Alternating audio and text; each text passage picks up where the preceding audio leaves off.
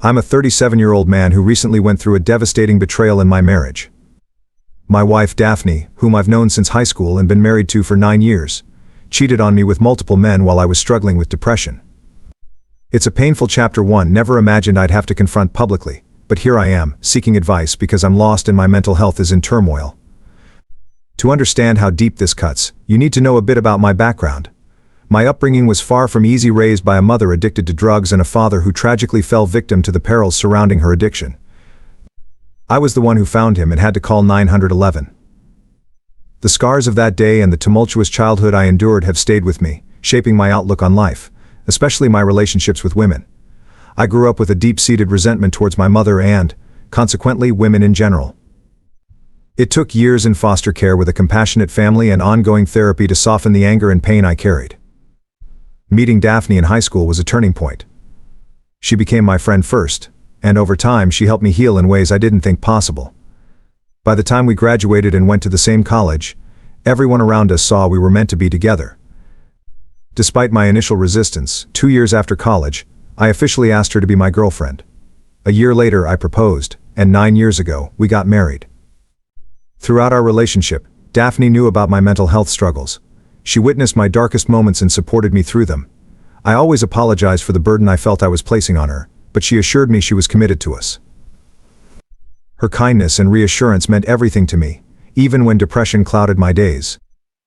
4 months ago, during one of my worst depressive episodes in years, Daphne's behavior changed drastically.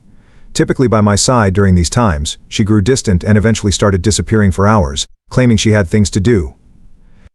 I was too consumed by my own anguish to question her at the time. It wasn't until later that the oddities in her behavior started bothering me. By then, my depression had eased, but a nagging suspicion lingered.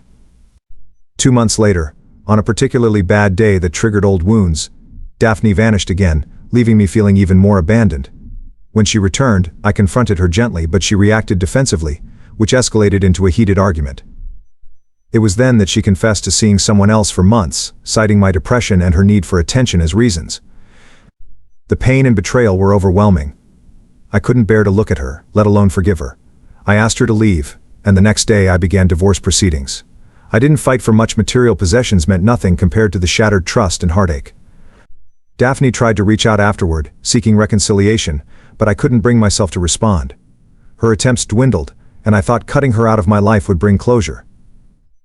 However, a month post-divorce, a mutual friend mentioned Daphne was already seeing someone new, happier than she'd been in a long time.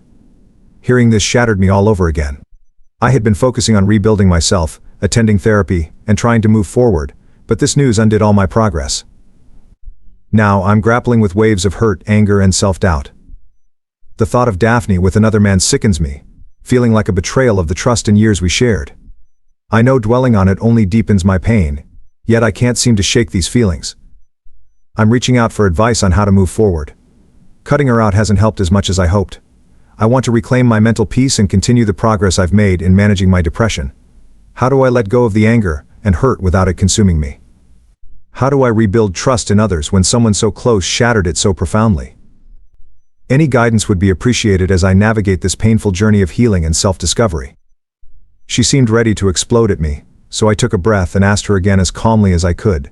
She stared at me angrily for a full 10 seconds before finally saying she had a date with her friends that she had completely forgotten about. That answer sounded suspicious to me, so I brought up the previous time I had been depressed when she also went out.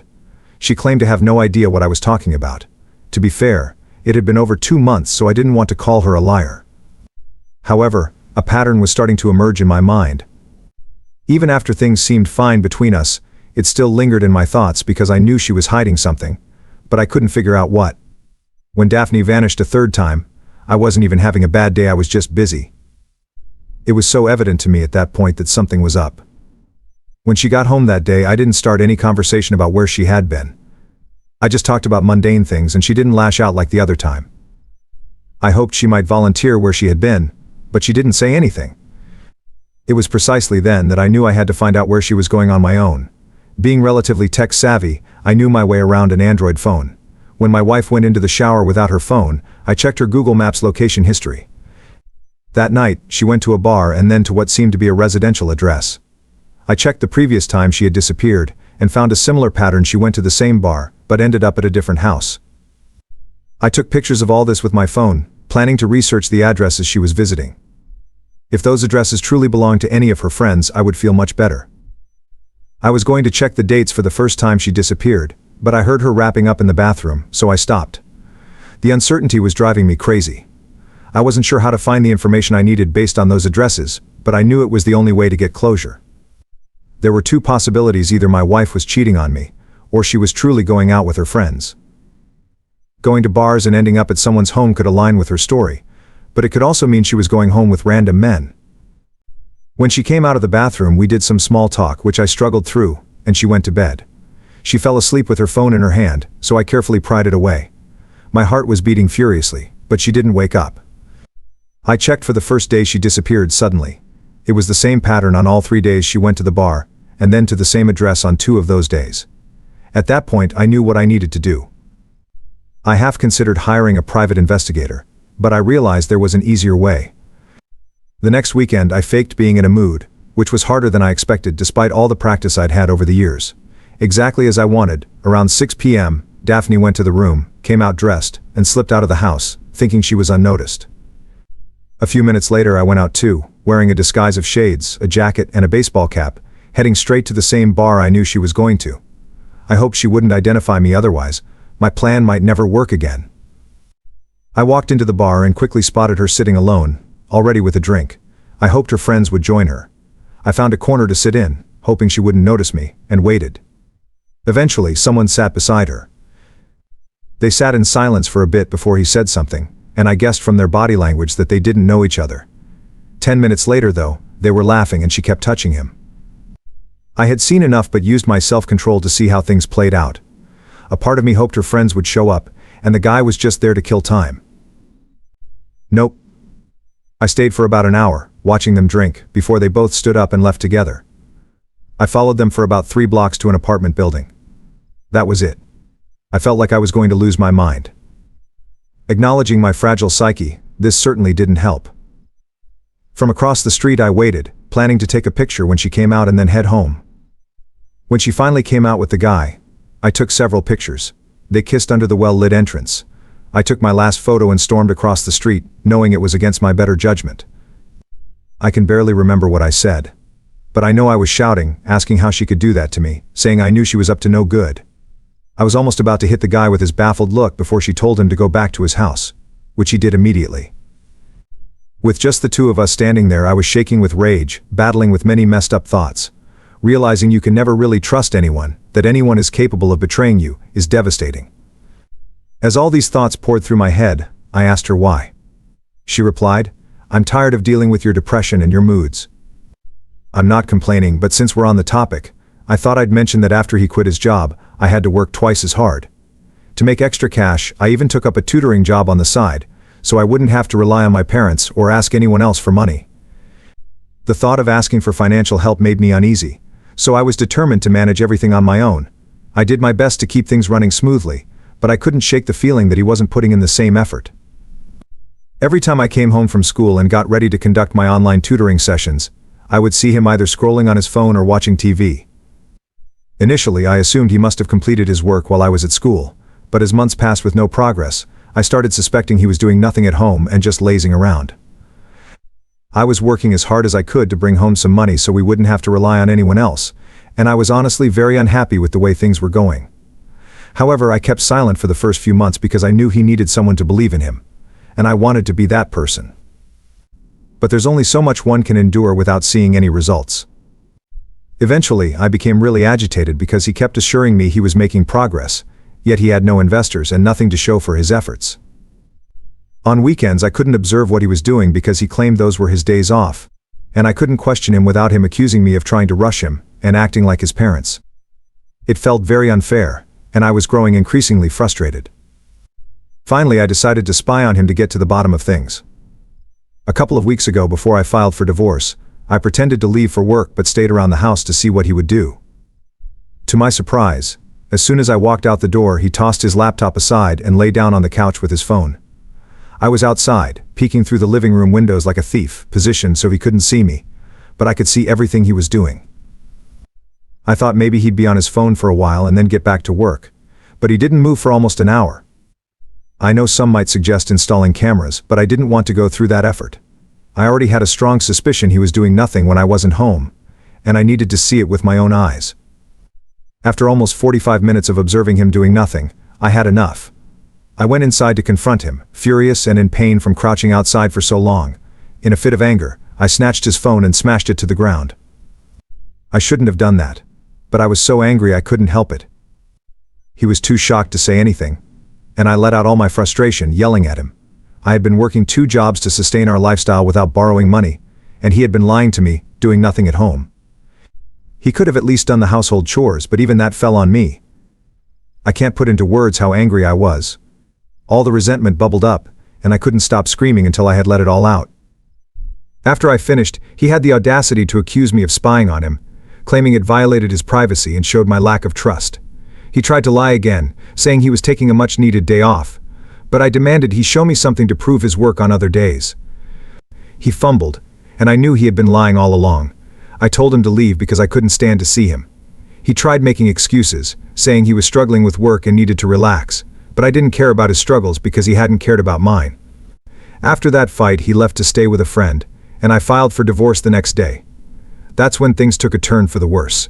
He didn't take my decision well and started spreading nasty rumors about me, telling people I was a gold digger who left him as soon as I realized he had no money. The rumors he spread were vicious.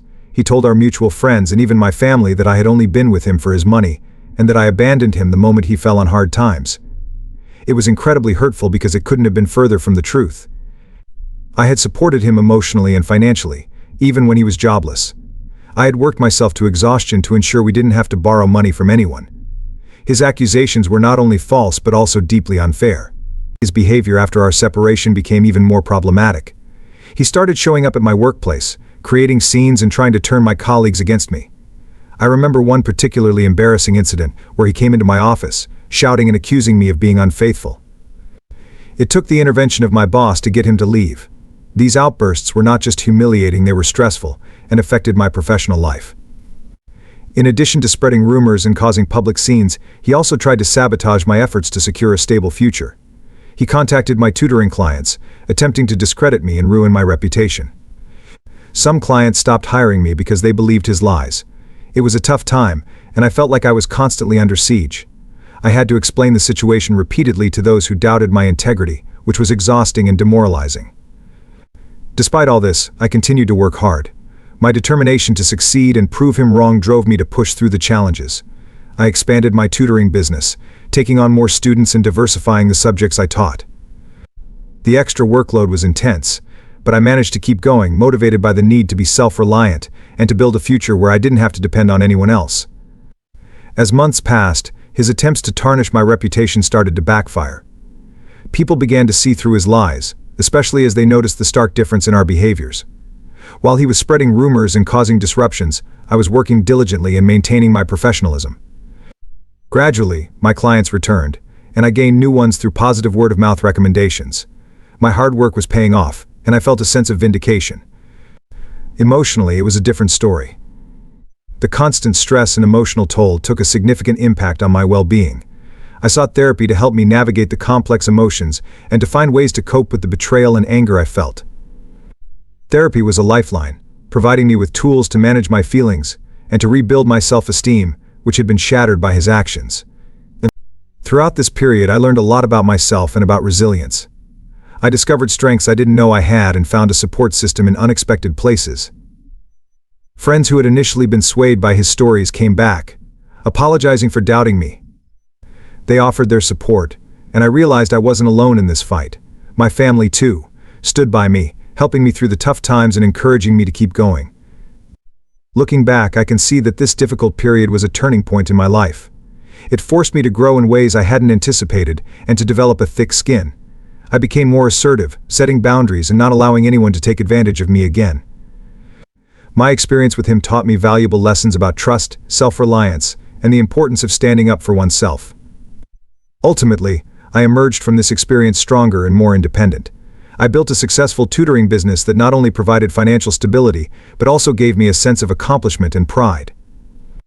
I learned to balance my professional and personal life better, ensuring that I took care of my mental and physical health. The divorce was finalized, and though it was a painful chapter, it also marked the beginning of a new phase in my life. I was free from the toxic relationship that had drained me and was ready to embrace opportunities that came my way. I continued to grow professionally, exploring new areas of interest and expanding my skill set. Today I am proud of the journey I've taken. The challenges I faced shaped me into a resilient, independent person. I no longer fear adversity because I know I have the strength to overcome it. The experience, though difficult, was a catalyst for personal growth and transformation. I am now more confident, knowing that I can handle whatever life throws at me with grace and determination. In conclusion, while the experience with my ex was one of the most challenging times in my life, it was also a period of significant personal growth. The hardships taught me resilience, the importance of self-reliance, and the value of maintaining integrity in the face of adversity. I emerged from the ordeal stronger, more independent, and with a clearer vision of my future. I shared the same message with friends, family, coworkers, and even our former landlady. I wanted everyone to know she was a scumbag, so they'd be aware of what they were dealing with if they ever got involved with her in the future. About an hour later, she called and cursed me out for a solid 10 minutes. I let her vent before hanging up. I haven't spoken to Daphne since that call. She hurled every expletive at me, but a coworker responded to my message, mentioning that Daphne was struggling with workplace gossip. They suggested I might consider retracting my statement to help her out, but I left the message on read. I don't think I'll pursue relationships anymore. The fear of how a woman might hurt me is too great, and I'm not eager to discover new ways of being hurt. Perhaps I'll use dating apps for casual fun, as physical needs still exist, but I'm not interested in anything serious. I'm relatively old, don't desire children, and maybe life without a woman brings simplicity, which is fine by me. For those of you seeking to find trustworthy and loving women, I hope you succeed, because I know they exist. However, I'm not willing to take that risk myself. Now, on to the next story. Story 2. I discovered my wife had been cheating on me with her high school crush throughout our entire marriage, so I exposed their affair to everyone at her reunion and kicked her out. We had been married for nearly 4 years, but we had to part ways because of her betrayal. We met at a business seminar where we sat next to each other. We exchanged contacts and started talking. A week later we went out for lunch, and I was impressed by her intelligence and passion for business. Our relationship blossomed, and 8 months later we married. For nearly 4 years I thought we were happy. I provided everything she wanted and made sure to be a good husband, despite my busy schedule. We had no children because she wasn't ready, which was fine with me. I was committed to our marriage, helping out at home, planning surprise vacations, and always prioritizing her. Even on my busiest days I made sure to come home early and never canceled on her. We rarely fought, as I often apologized to keep the peace, not because I was weak, but because I grew up in a toxic environment and didn't want to replicate that in my marriage. On our 3rd anniversary we renewed our wedding vows. Nearly 7 months later, I stumbled upon something that changed everything. One Saturday, while cleaning our shared closet, a task she usually handled, I found a box of her expensive shoes. I accidentally knocked it over, scattering letters and pictures across the floor. Initially relieved I hadn't damaged anything valuable, my curiosity was piqued by the letters. At first I thought they were from an old teenage lover, perhaps unsent, but as I read them, I realized they were recent. By the 4th line of one of the recent letters, my worst fears were confirmed. I felt my lower stomach churn and my heartbeat race. As I reached the end, my world shattered. The letters were from an old lover, her high school crush. One letter detailed a recent escapade, complete with photos of them lying under the sheets together. It wasn't just one letter, there were many. One even described their night together before our wedding. I needed to be sure of what I read, so I went through all the letters and realized their relationship had been ongoing while we were dating. Needless to say, I was heartbroken beyond heartbroken. I was devastated and hurt. In my 37 years on Earth, it was the second time a woman had hurt me so deeply. The worst part was that I never saw it coming. I would never have believed my wife would cheat. She showed no sign she still cared for me at home and satisfied my needs in bed. I never suspected her or noticed anything suspicious. I've watched videos where men say their wives change suddenly or dress differently, but with my ex-wife, there were no signs. Everything remained the same, and our love for each other seemed to grow over the years. That same afternoon she returned home and acted like everything was normal, but my perception of her had changed. I tried to hide it, but it was not as easy as I imagined. It hurt so much to realize I had loved her blindly, while she took my love for granted and cheated on me. The good thing was, She was hosting her high school reunion in a few days.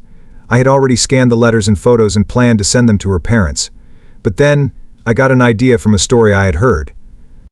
As part of their high school reunion, she created a slideshow of all her high school memories. I saw this as the perfect way to exact my revenge. The night before her reunion, I secretly planted the letters and photos I had scanned into her slideshow, almost at the beginning. I waited for her to humiliate herself publicly on the day. As planned, everyone gathered at the venue, both from near and far, and they were all having a good time. I saw her crush and noticed her exchanging smiles with him. Honestly, I almost lost it. But I didn't want to ruin my perfect plan. Eventually, the time for her slideshow came. Just as she was smiling at the screen, expecting to see another of her teenage pictures, the picture of her and her high school crush under the sheets popped up. Her mouth dropped. She was shocked, but so were her friends and classmates. As she tried to comprehend what was happening, the final slide came up with an instruction from me: "Don't come home tonight. We are getting divorced." As soon as she read that, she turned towards me and ran, but I walked out of the venue. Before I left, I saw the disappointment on the faces of her friends and classmates, and it appeased me. That night, she did not come home as I had instructed, but she kept blowing up my phone with calls, texts, and voicemails. One voicemail said she could explain, and that it wasn't what I thought. The next day I received a package. I had ordered pillows and huge gift bags with a picture of her and her affair partner printed on them. I sent them along with her belongings to her parents' house. I also dropped the letters and original pictures in their family WhatsApp group chat and then exited the group. As expected, her parents tried to call, but I blocked their numbers and my ex-wife's too. When the divorce papers were ready, my lawyer reached out to her. She eventually signed them after some delay. Although it was painful, I'm glad we are no longer together. Now, I understand why many people are against marriage. While I might fall in love again someday, I'm done with getting married and repeating the cycle with unfaithful women.